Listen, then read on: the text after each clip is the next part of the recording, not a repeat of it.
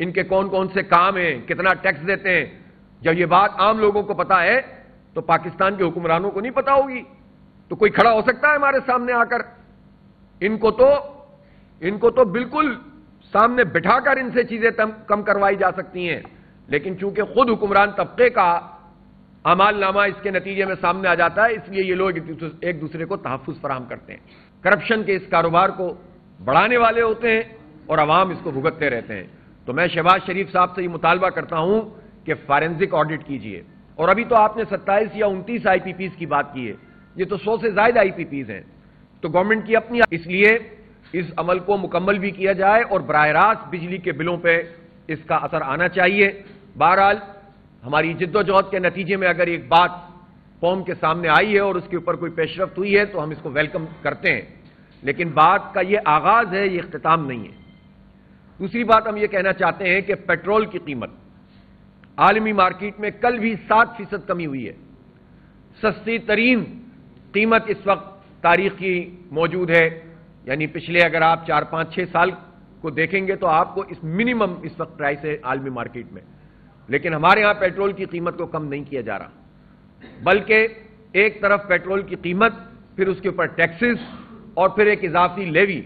جو پہلے 60 روپے تھی پھر 70 روپے کر دی، اب کہتے ہیں 80 روپے کریں گے۔ تو اس طرح تو آپ ادھر سے دے کر ادھر سے لینے والی بات کر رہے ہیں۔ تو جب تک پیٹرول سستا نہیں ہوگا، جب تک بجلی کی قیمت مزید کم نہیں ہوگی،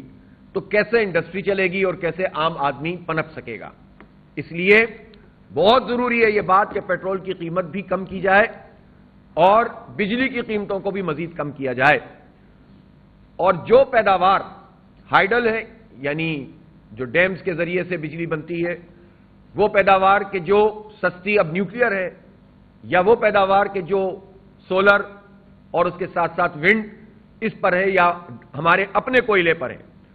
اس پر پلانٹ چلائے جائیں، باقی پلانٹس کے ساتھ بات کی جائے، اور اس کے نتیجے میں انتہائی سستی بجلی پوری قوم کو ملے گی۔ جب یہ سستی بجلی پوری قوم کو ملے گی تو اس پہ ہماری انڈسٹری گرو کرے گی۔ ابھی آپ دیکھیں ٹیرف لگ گیا ہے امریکہ میں،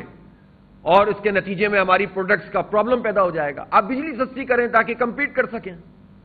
ورنہ ایکسپورٹ کیسے ہوگی اور کس طرح سے ہم آگے بڑھ سکیں گے؟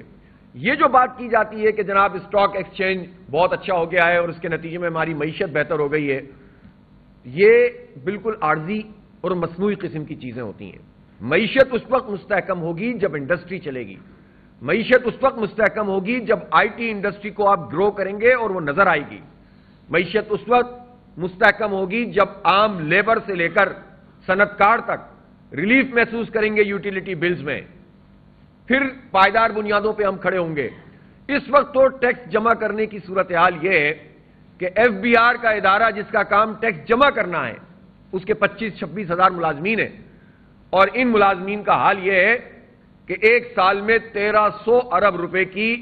وہ کرپشن کی جاتی ہے جو قابل ٹیکس، جو جمع ہو سکتا ہے ٹیکس، وہ جمع نہیں کرتے، اس میں کرپشن کرتے ہیں۔ اب اندازہ لگائیے پوری قوم کے ساتھ یہ کیا مذاق ہے۔ تو یہ 26 ہزار ملازمین کر کیا رہے ہیں؟ جبکہ آپ بجلی کے بلوں میں ٹیکس لگا رہے ہیں، جبکہ آپ ٹیکس لگا رہے ہیں تو آپ موبائل کے کارڈ پہ ٹیکس لگا دیتے ہیں، موبائل فون پہ ٹیکس لگا دیتے ہیں، امپورٹ پہ ٹیکس لگا دیتے ہیں، ڈائریکٹ ایکسپورٹ پہ ڈائریکٹ ٹیکس لگ جاتا ہے، جتنی پورٹس پہ چیزیں آ رہی ہیں اس پہ ٹیکس لگ جاتا ہے، اور تنخواہ دار طبقہ جو سب سے زیادہ کنٹریبیوشن کر رہا ہے اس پر مزید آپ ٹیکس لگا دیتے ہیں۔ اس وقت بھی تنخواہ دار طبقے نے، جو ابھی ہمارا اندازہ ہے، یہ 500 ارب روپے کا ٹیکس جمع کرائے گا۔